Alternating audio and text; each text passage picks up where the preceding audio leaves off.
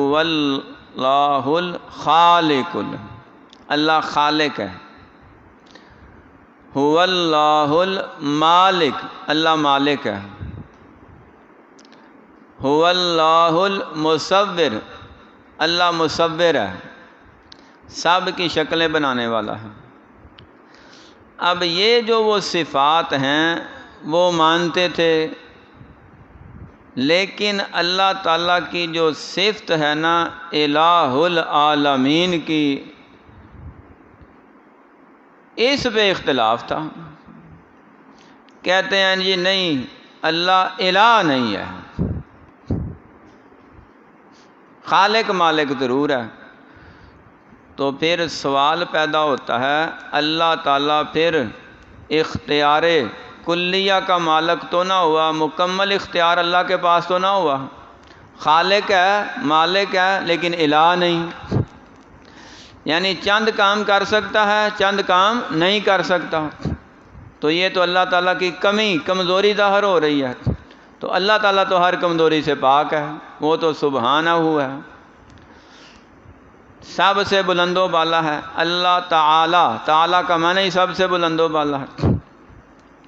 سبحان اللہ، سبحان الذی، تو ہر نقص سے، عیب سے، کمزوری سے پاک ہے۔ تو اللہ رب العزت کو جس طرح ذاتی طور پہ وحدہ لا شریک ماننا لازمی ہے، اسی طرح صفاتی طور پہ بھی وحدہ لا شریک ماننا لازمی اور ضروری ہے۔ تب توحید مکمل ہوگی، تب دین سمجھ آئے گا۔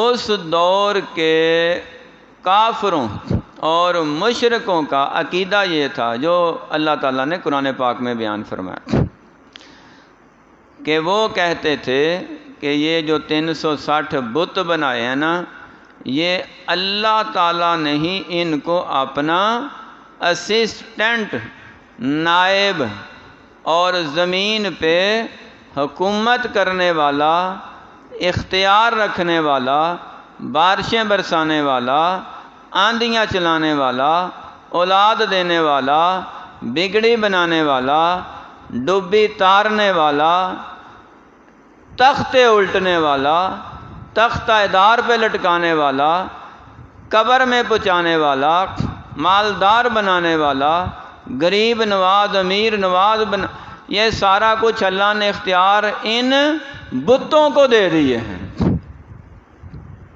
وہ بت اصل میں اولیاء اللہ کے فوٹو کاپی تھے۔ وہ اللہ کے ولی جو دنیا سے فوت ہو گئے، ان کی شکلوں کے انہوں نے پتھر کے، لکڑی کے، سونے چاندی کے مجسمے بنائے ہوئے تھے، چھوٹے بڑے۔ حضرت ابراہیم علیہ السلام کے بھی دور میں یہی تھا، حضور پاک صلی اللہ علیہ وسلم کے دور میں بھی یہی تھا۔ تو حضرت ابراہیم علیہ السلام نے بھی ان بتوں کو توڑ دیا، اور حضور پاک صلی اللہ علیہ وسلم نے بھی بتوں کو توڑ دیا۔ تو ثابت کیا کیا کہ نہ یہ اولیاء اللہ ہیں، نہ اللہ نے ان کو اختیار دیا ہے، نہ ہی اللہ تعالیٰ کے یہ اقتدار اور اختیار اور اللہ تعالیٰ کی حاکمیت میں شریک ہیں۔ لا الہ الا اللہ، عبادت کے لائق ہے ہی کو نہیں، صرف اللہ تعالیٰ۔ تو یہی وہ مسئلہ تھا جس پہ مشرکین مکہ، کافرین عرب اور اس دور کے گمراہ لوگ اور بعد کے دور کے یا پہلے انبیاء کے ساتھ جن کا ٹاکرا رہا ہے، مقابلہ رہا ہے، مجادلہ، مناظرہ، پھر لڑائیاں، جھگڑے، جنگیں تک ہوتا رہا، وہ سب اسی وجہ سے تھا۔ وہ اللہ کو مانتے تھے، لیکن اللہ کے ساتھ دوسروں کو بھی اللہ جیسا یا اللہ تعالیٰ کے بنائے ہوئے، اختیار دیے ہوئے کو اللہ کی حاکمیت میں دخل دینے والا سمجھتے۔ حج کے لیے جاتے ہیں، عمرے کے لیے جاتے ہیں تو تلبیہ بھی پڑھتے تھے، لبیک اللہم لبیک لبیک لا شریک لک لبیک ان الحمد والنعمت لک والملک لا شریک لک۔ ابراہیم علیہ السلام کا تلبیہ، اسماعیل علیہ السلام کا تلبیہ بھی، اور حضور پاک صلی اللہ علیہ وسلم کا تلبیہ یہی تھا، اللہ کا کوئی شریک نہیں، ہم اسی کے در پہ حاضر ہیں۔ انہوں نے الفاظ بڑھا لیے، لا شریک لک الا شریکن تملکہ وما ملک، اس انداز سے پڑھتے تھے کہ سننے والا یہی سمجھتا تھا کہ یہ اس تلبیہ کا حصہ ہے۔ آپ پڑھتے جائیں اور میں اسی انداز سے پڑھا ہوں، اجنبی بندہ فرق نہیں کر سکتا کہ توحید کیا ہے، شرک کیا ہے۔ انہوں نے شرک کو توحید کے ساتھ ہی ملا دیا ہوا تھا۔ ان الحمد والنعمت لک والملک لا شریک لک الا شریک لک تملکہ وما ملک۔ اب اندازہ کریں، اسی طرح اسی انداز میں یہ شرکی الفاظ پڑھے جائیں، عام بندہ فرق نہیں کر سکتا کہ اتنا بڑا شرک توحید کے ساتھ ملاوٹ کر دیا گیا ہے۔ تو جب ان کو اس کام سے روکا تو جواب کیا دینے لگے؟ الفینا علیہ آبانا، ہم نے تو جس کام پہ اپنے ابو جان کو، دادا ابو کو، دادی امی، نانی امی کو دیکھا تھا، ہم وہی کرتے رہیں گے، وہ چھوڑنے کو تیار نہیں۔ آج بھی لوگ اپنے ابو جان، دادا ابو جان کے دین پر ہیں، چھوڑنے کو تیار نہیں۔ اہل حدیثوں کے گھر میں جو پیدا ہوا اس نے وہی دین اڈاپٹ کیا جو اس کے ابو امی نے دیا۔ بریلوی حضرات کے گھر میں پیدا ہوا، اس نے وہی نماز کا طریقہ، عبادت کا طریقہ رکھا جو اس کو امی ابو نے سکھایا۔ یہ سوچا ہی نہیں، سمجھا ہی نہیں، تحقیق ہی نہیں کی کہ یہ دیا ہوا، لیا ہوا، کنورٹ کیا ہوا، ماں باپ سے منتقل کیا ہوا کہیں اللہ رسول کے بتائے ہوئے طریقے کے خلاف ہی نہ ہو، یہ سوچا ہی نہیں۔ سوچنے کے لیے دماغ لوگوں نے چھوڑا ہی نہیں ہے، اور جو سوچ میں، فکر میں پڑے گا وہ کبھی نہ کبھی کسی نتیجے پہ جا پہنچے گا۔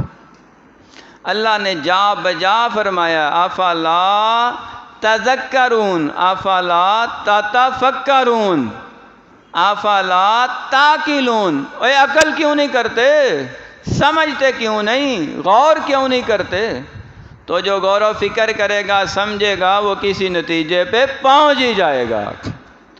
تو جو انے واہ ایک رستے پہ دوڑی جائے، جائی جائے، اے جی اس میں ہمارے ابو دادا ابو گئے ہیں، تو پتہ نہیں منزل ہے کیا، منزل کا پتہ ہی نہیں۔ الفینا علیہ آبانا، آباء و اجداد کے بنائے ہوئے یا بتائے ہوئے دین کو اصل دین سمجھ لیا ہے، یہی گمراہی ہے۔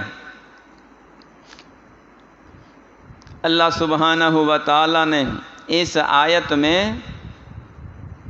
جس بات کا چیلنج کیا ہے، فرمایا وَهُوَ يُجِيرُ وَلَا يُجَارُ عَلَيْهِ، اللہ تعالیٰ ہی سب کو پناہ دینے والا ہے، اور اللہ کے مقابلے میں کوئی بھی کسی کو پناہ دے ہی نہیں سکتا۔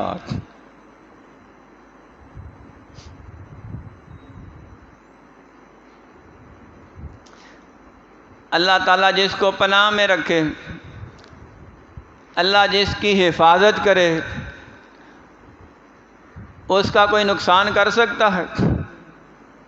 حضرت ابراہیم علیہ السلام کو اللہ نے اپنی پناہ میں رکھا، حفاظت کی، آگ سے زندہ بچا لیا۔ نبی پاک صلی اللہ علیہ وآلہ وسلم کو 50-60 تلواروں کے پیرے سے زندہ بچا کے مکہ سے باحفاظت مدینہ پہنچا دیا۔ اللہ نے اپنی پناہ میں رکھا ہے نا، تو کوئی نقصان کر سکا ہے؟ نہیں کر سکتا۔ جسے خدا رکھے اسے کون چکھے، کیونکہ خالق، مالک، رازق، حاکم، الہ العالمین صرف اللہ تعالیٰ ہے۔ اے خالق کل، اے مالک کل، اے رازق راز کے کل اے حاکم کل، کوئی تیری صفت کو پا نہ سکا، کوئی تیری صفت کو پا نہ سکا، جس کو تو بونے پہ تو آئے، کس کی ہے طاقت پار کرے۔ یونس نے پکارا علیہ السلام، یونس نے پکارا اے اللہ، اور بیٹھ گئے وہ کشتی میں، پر تیرا حکم ٹل نہ سکا، خود کو پار لگا نہ سکا۔ تو اللہ رب العزت کا اختیار ہے، اللہ کے قبضہ قدرت میں ہے۔